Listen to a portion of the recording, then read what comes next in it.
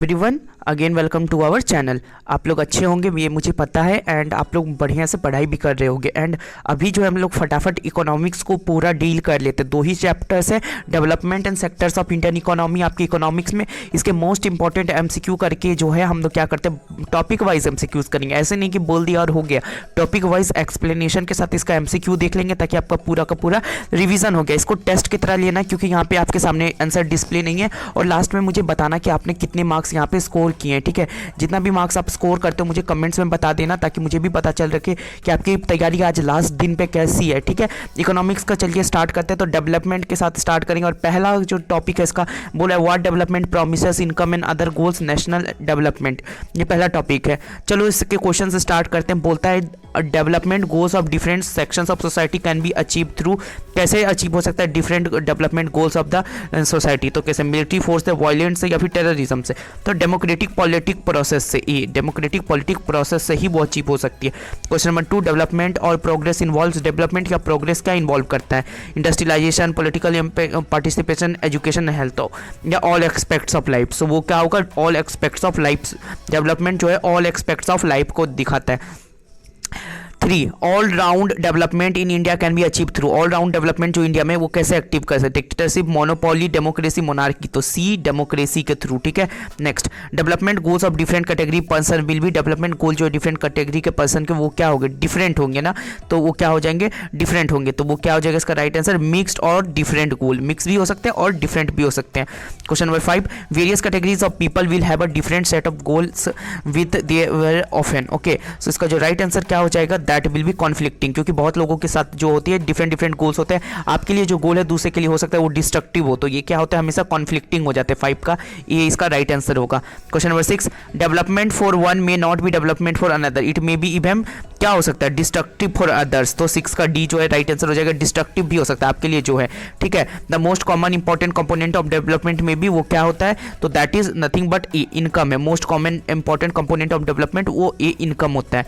चलिए question number 8, a person expects more days of work and better wages, quality local school for his children will be from which following category, वो किस में होगा, so that will be nothing but एक landless rural होगा। ठीक है, landless rural farmer होगा। ठीक है, जिसको बेटर अपॉर्चुनिटीज चाहिए होंगी अपने चाइल्ड के लिए। Question number 9, what will be the top priority in the development goals of the landless labour, वो क्या होगा, that is more days of working and better wages. तो इसका राइट आंसर हो जाएगा कि उसको ज़्यादा से ज़्यादा काम मिले और बेटर वेजेस भी मिले। Question number 10, there is no social discrimination, have aspiration became leader in village, this will be one of the development goals।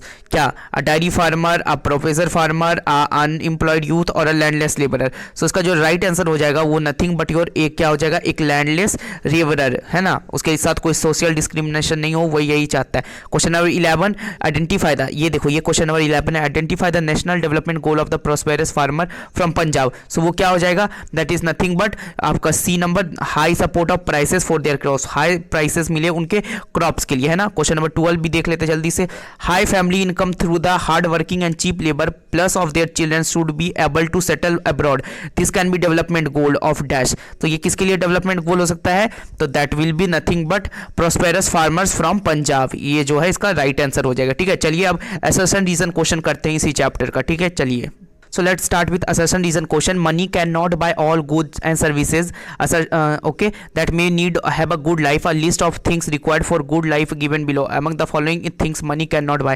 ये assertion reason नहीं है, सॉरी, अभी मैं आपको important यही करवा देता हूँ। तो इसका जो right answer हो जाएगा वो हो जाएगा A, the pollution free atmosphere. Money सब कुछ बाय नहीं कर सकते, like atmosphere, pollution free atmosphere. ठीक है, क्वेश्चन नंबर 24 से assertion reason है। ठीक है, 22 नंबर क्वेश्चन देख लीजिए क्या बोल रहा है, select the 2 non material benefits would increase the welfare of the people.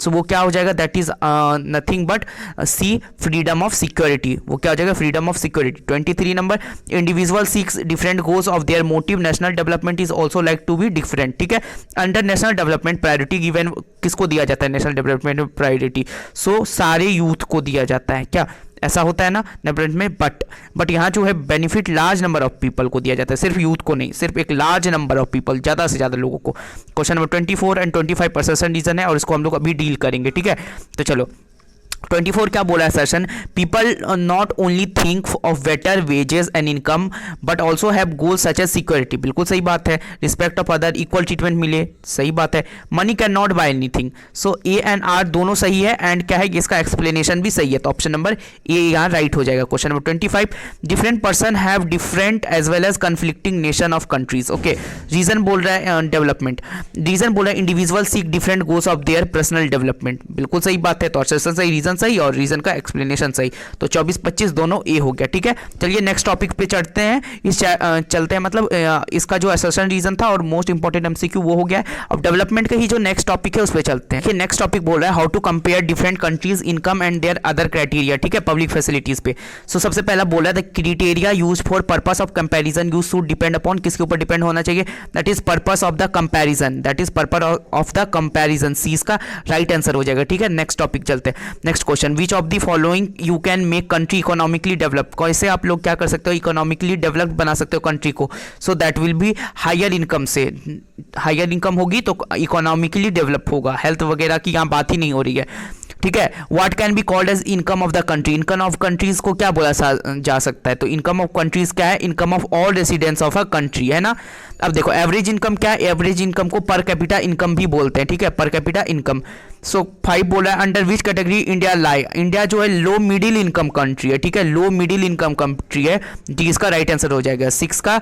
अब देखते हैं question, how can the development of country be determined, development of country को कैसे डिटरमाइन किया जा सकता है, so that is nothing but country का जो डेवलपमेंट है वो बाय देयर पर कैपिटा इनकम ऐसे डिटरमाइन किया जा सकता है। Which one of the following has low infant mortality rate, हमको पता है केरला के पास सबसे कम इन्फेंट मोर्टेलिटी रेट है, सी इसका राइट आंसर हो जाएगा, ठीक है। क्वेश्चन नंबर नेक्स्ट पे चलते हैं, दैट इज क्वेश्चन नंबर 8 बोला व्हाट इज पीडीएस, तो पब्लिक डिस्ट्रीब्यूशन सिस्टम, सो इसका जो बी नंबर है वो सही हो जाएगा, public distribution system. Which neighbouring country from following better performance of HDI than India, so वो श्रीलंका का है, 72nd रैंक वो करता है, ठीक है, एंड इंडिया का 130th रैंक है। क्वेश्चन नंबर 10, 11 एंड 12 देखते हैं, ठीक है। चलिए तो बोला total income of country divided by total population, उसको क्या बोलते हैं, that is per capita income, C, ठीक है, इसको एवरेज इनकम भी बोलते हैं। Which of the following organisation HDR report देता है, तो वो यूएनडीपी है, ठीक है, डब्ल्यूएचओ नहीं, UNDP. Question number 12, BMI body mass index is a method of finding out the weight of following, वो किसका, तो आपको पता है कि that is nothing but D healthy status के लिए, डी हेल्दी स्टेटस के लिए। क्वेश्चन नंबर 13 और इसके बाद हम लोग असर्शन रीजन देखेंगे इसी टॉपिक का, ठीक है। A boy of age 15 to 16 year overweight if the body mass index is more than nothing but 28, okay, option number 8 28। Next चलो यहाँ से असर्शन रीजन शुरू हो रहा है इसी टॉपिक के, डेवलपमेंट के दूसरे टॉपिक के से, चलिए स्टार्ट करते हैं। तो बोल रहा है असर्शन, मनी और materialistic things that buy with it one factor on which our life depends, okay. Next thing बोल रहा है कि but the quality of our life does not depend upon the non materialistic thing, ये गलत है, option A सही है, are गलत है, तो सी हो जाएगा, ए ट्रू है बट आर फॉल्स है, हमारे लिए मटेरियलिस्टिक थिंग और नॉन मटेरियलिस्टिक थिंग दोनों चाहिए होती है, ठीक है। चलिए क्वेश्चन नंबर 21, तो क्वेश्चन नंबर 21 बोल रहा है the development of goals that people have are not only about their better income but about important things of life, बिल्कुल सही बात है यहाँ पे, है ना। रीजन बोल रहा है एक सेफ सिक्योर इन्वायरमेंट चाहिए होता है वुमेन के लिए, अलाउ करता है वेराइटी ऑफ जॉब्स के लिए, ठीक है, तो both A and R true but दोनों एक दूसरे को एक्सप्लेन नहीं कर रहा है, तो 20 का राइट आंसर हो जाएगा। Question number 22 sorry, so assertion we compare the average income what average income which is unevenly distributed income country divided half of its population, ठीक है। रीजन बोला एवरेज हाइट डिस्पैरिटीज, सो इसका जो राइट आंसर हो जाएगा nothing but इसका जो B हो जाएगा, यानी कि असर्शन रीजन दोनों सही है। एंड सॉरी 22 नंबर क्वेश्चन है ना, तो ये क्या बोल रहे हैं ना कि वी कंपेयर, एक बार ध्यान से क्वेश्चन पढ़ेंगे, हम लोग कंपेयर करते हैं average income which is unevenly distributed income of the country divided bye its population, बिल्कुल सही बात है। एवरेज हाइट डिस्पैरिटीज ये भी सही है यहाँ पे, ठीक है, ये यहाँ पे क्या है ना, ये एक टाइप से सही है बट दोनों का जो है एक्सप्लेनेशन सही नहीं है, ठीक है, तो इसका जो राइट आंसर हो जाएगा that is option number B, ठीक है। नेक्स्ट क्वेश्चन, क्वेश्चन नंबर 23 बोल रहा है assertion that is non renewable resources are those which get exhausted, बिल्कुल सही बात है। Kerala has low infant mortality rate, दोनों का क्या भाई मैच है, सो बी इसका आंसर हो जाएगा कि करेक्ट एक्सप्लेनेशन नहीं है, ठीक है। फिर बोल रहे consider the families having in a country average पर कैपिटा इनकम इस टाइप से, सो उसका जो है एवरेज इनकम जब निकालोगे तो वो 6000 निकल के आएगा, वो क्या हो जाएगा नथिंग बट 6000, 24 नंबर का 6। Next topic body mass index BMI HDR and sustainable development. Okay, case study दिया गया है, तो केस स्टडी को आप देख सकते हो, ठीक है। तो केस स्टडी में क्या बोल रहा है, मिडिल ईस्ट, यूनाइटेड स्टेट और वर्ल्ड, यहाँ पे रिजर्व दिया गया है ऑफ ऑयल, क्रूड ऑयल्स का, ठीक है, कितने साल में लॉस्ट हो जाएगा ये यहाँ पे आपको मेंशन किया गया है। फिर बोलता है जो टेबल के बारे में लिख दिया गया है, ठीक है, इसको आप स्टॉप करके पढ़ सकते हो पॉज करके, ठीक है। चलो मैं क्वेश्चन से स्टार्ट करता हूँ। Which area has minimum crude oil, तो एरिया सबसे कम क्रूड ऑयल कहाँ था, यहाँ पे आप चेक करोगे, फिर यहाँ टेबल में जाओगे तो सबसे कम जो एरिया क्रूड ऑयल का था तो यूनाइटेड स्टेट्स ऑफ अमेरिका में था, कहाँ था, USA में यहाँ था, ठीक है। यहाँ इंडिया की बात ही नहीं हो रही है, तो यहाँ पे USA जो है इसका राइट आंसर हो जाएगा, ठीक है। चलिए, अपने अगर ऊपर वाला चार्ट देखा होगा तो उससे आपको पता है कि कितना वर्ल्ड के पास है, तो 1697 जितना मिलियन बैरल्स है, ठीक है, जो कि 50 साल तक चल सकता है, ठीक है। चलो next 1.3 how does the countries with low reserve secure oil, तो वो कैसे करते हैं, that is they secure oil through military और इकोनॉमिक पावर, ठीक है, वो कैसे, मिलिट्री और इकोनॉमिक पावर से। Question number 14 how does India get oil, India get oil कैसे मिलता है इंडिया को ऑयल, ठीक है। तो India depends on the importing of oil और abroad because it doesn't have enough stock, तो इंडिया क्या करता है, इंपोर्ट करता है ऑयल्स को। Next 1.5 how many years would the reserve of the last if the people continue use the present rate, तो वो कितना चलेगा, that is 45 to 50 years in all over the world. Okay, Here is next question 1.6 that is क्या बोल रहा है, how many years would have reserve in the Middle East last, Middle East में कब तक ये लास्ट रहेगा, ठीक है। So that will be last in till Middle East 808,000 million barrel से, ठीक है, 808, और ये लास्ट चलेगा 70 ईयर्स तक, डी जो इसका राइट आंसर हो जाएगा, D. Next question case study source human development report once it has been realized even through the level of income important and educate measure of the level of development। Okay, ये सारी बोल रहे हैं, इस case study को आप ध्यान से पढ़ सकते हो पॉज करके। मैं डायरेक्ट क्वेश्चंस के साथ स्टार्ट करूंगा। तो क्वेश्चन में बोल रहा है कि who publishes human development report, मैंने आपको बता ही रखा है UNDP करता है। Which indicator are use to human development report comparison Kerala and Haryana, वो कौन सा यूज होता है, दैट इज नथिंग बट आपका क्या यूज होता है वहाँ पे, दैट इज क्या C health and education, health and education का यूज़ किया जाता है वहाँ पे, ठीक है।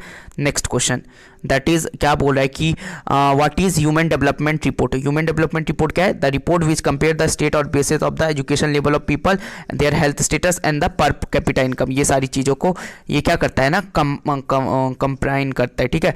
चलिए नेक्स्ट क्वेश्चन देखा जाए तो अब नेक्स्ट क्वेश्चन बोल रहा है कि identify the correct statement of the following, तो इसमें से आइडेंटिफाई करना है, आप पॉज करके आप दे सकते हो इसका आंसर। मैं आपको बता रहा हूँ इसका आंसर, दैट इज क्या हो जाएगा, B over the past decade so health and education indicator have common widely along income with the major of development, ये इसका सही आंसर है, ठीक है। क्वेश्चन नंबर 3 बोल रहा है what is human development report, तो ह्यूमन डेवलपमेंट रिपोर्ट क्या है, that is report which compares the state and the basis of the, ये ठीक है, ह्यूमन डेवलपमेंट, ठीक है, तो ये भी हो सकता है।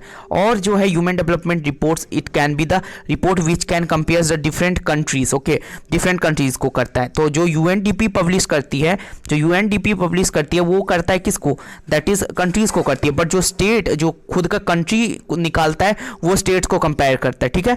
चलो इसी के साथ जो हमारा डेवलपमेंट चैप्टर है उसका हमने एंड कर दिया है। अब नेक्स्ट पे चलेंगे सेक्टर्स ऑफ इंडियन इकोनॉमी के मोस्ट इंपॉर्टेंट MCQs पे, ठीक है। चलिए सेक्टर्स ऑफ इंडियन इकोनॉमी जल्दी से कर लेते हैं, सेक्टर ऑफ इंडियन इकोनॉमी, ठीक है। पहला टॉपिक है comparing the 3 sectors, beach one of the following is an economic activities, कौन सा इकोनॉमिक एक्टिविटीज है, सो हम सभी को पता है कि economic activities that is house doing social work या फिर housewife looking our household, publishing a book और गोइंग टू टेम्पल। सो इनमें से जो इकोनॉमिक एक्टिविटी है that is nothing but, so क्या हो जाएगा, that is publishing a book, ये कैसा है, एक इकोनॉमिक एक्टिविटी है, ठीक है, publishing a book. Next fishing in a primary sector activity, because वो क्यों है fishing primary sector, because that is it done by the exploiting the natural resources, ठीक है। Next choose the correct meaning of the primary sector, so primary sector का जो correct meaning है, it's forms the base and the other products, so D, okay, it's from the base of the all other products. For construction come under which sector, तो construction जो है वो आता है that is comes under the secondary sector. Consider the following statement and about the tertiary sector, ठीक है। तो आपको एक इसमें से करेक्ट स्टेटमेंट देखना है, तो B. So these activities themself do not produce any goods. Okay, tertiary sector जो है खुद कुछ भी गुड्स या सर्विसेज प्रोड्यूस नहीं करते, उसको वो रिप्लेनिश करते हैं ना। Which of this statement are correct, यहाँ पे आपको बताना है। सो दैट विल बी 5 के अंदर जो है वो क्या हो जाएगा, B, that is A B and D. ये ए बी एंड डी, ठीक है। These activities do not give any income return, ये सबसे ज़्यादा इनकम देता है, ठीक है। चलिए next 6, which among the following occupation come under tertiary sector. तो टर्शरी सेक्टर के अंदर क्या क्या आ जाता है, तो टर्शरी सेक्टर के अंदर प्रीस्ट, मनी वेंडर और कुरियर। सो ये सारी किस में आ जाता है, क्या टर्शरी सेक्टर में आता है, यस। सो प्रीस्ट, मनी वेंडर और ये जो है ये सारे टर्शरी सेक्टर के अंदर आते हैं, ठीक है। Next, primary and secondary sector are different from tertiary sector, क्यों है, बिकॉज क्या होता है कि they produce good and service rather than the services. वो क्या करते हैं, गुड्स को प्रोड्यूस करते हैं, और टर्शरी में क्या होता है, सर्विसेज प्रोड्यूस होता है। आपको मैचिंग करना है 8 नंबर में, मैचिंग करना है। आप इस पॉज करके मैच कर सकते हो, मैं आपको जल्दी जल्दी मैच करवा देता हूँ। दैट इज इसका जो होगा, दैट इज इसका ये ए जो है ये मैच करेगा आपका नथिंग बट 2 नंबर के साथ। रियल इस्टेट क्या होता है, दैट इज टर्शरी सेक्टर। अब देखो तो ये यहाँ पे भी है बी और यहाँ पे भी है डी में। अब जो 3 नंबर है food processing, so food processing जो होता है वो सेकेंडरी सेक्टर में चला जाता है, तो इसी के साथ बी जो है इसका राइट आंसर हो जाएगा, बी इसका right answer. We use cotton fibre to spin yarn weave cloth, ठीक है। दिस एक्टिविटीज का अंडर किसके अंदर आता है, so that is nothing but आपका आता है सेकेंडरी सेक्टर के अंदर। Identify the wrong statement, service sector के अबाउट रॉन्ग स्टेटमेंट क्या क्या है, तो सर्विस सेक्टर के रिगार्डिंग रॉन्ग स्टेटमेंट है कि services are directly support primary and secondary sector only included in the tertiary sector, ये यहाँ रॉन्ग है। अब 11, 12 मैं आपको करवा देता हूँ, असर्शन रीजन है, ठीक है। तो असर्शन बोला dairy farming is a secondary sector, ठीक है। We are dependent on biological process of animal and availability of fodder.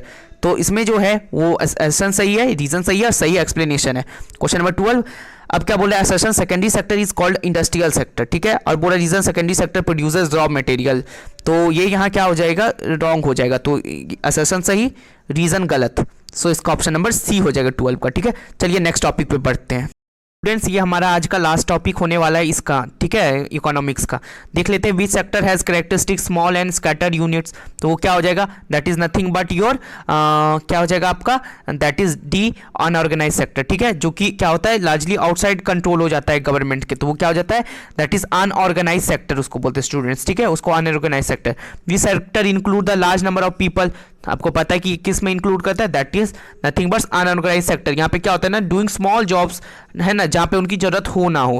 Question number 3, in which sector it is common to see a large number of workers losing their job since 1990, so वो कौन सा है, that is nothing but B, unorganised sector में जो है common सी जो है अपने लूज कर रहे हैं जॉब्स को। What is the protection of support and necessary for worker in unorganised sector, so वो क्या हो सकता है स्टूडेंट्स, तो वो होगा D, that is economic and the social development, economic and the social development. 5 number question देखते हैं students, which sector choose those enterprises place of work where the terms of employee are regular and people assured, उसको बोलते हैं organised sector, ठीक है, उसको बोलते हैं organised sector. In which sector are worker paid for overtime, तो किसमें, ऑर्गेनाइज सेक्टर में, ठीक है स्टूडेंट्स, ऑर्गेनाइज सेक्टर में। In which sector does worker get pensions, तो ऑर्गेनाइज सेक्टर में ही ये भी होता है, ठीक है। Question number 8, who are vulnerable people in rural areas, कौन होते हैं वहाँ पे वनरेबल पीपल, तो landless agriculture labourer. How many % of rural household marginal farmer category in India, so that will be nothing students but option number D 80, okay. Identify the vulnerable people of the urban needed protection, so उसको क्या बोलते हैं students, those are, that is casual workers, okay, those are casual workers.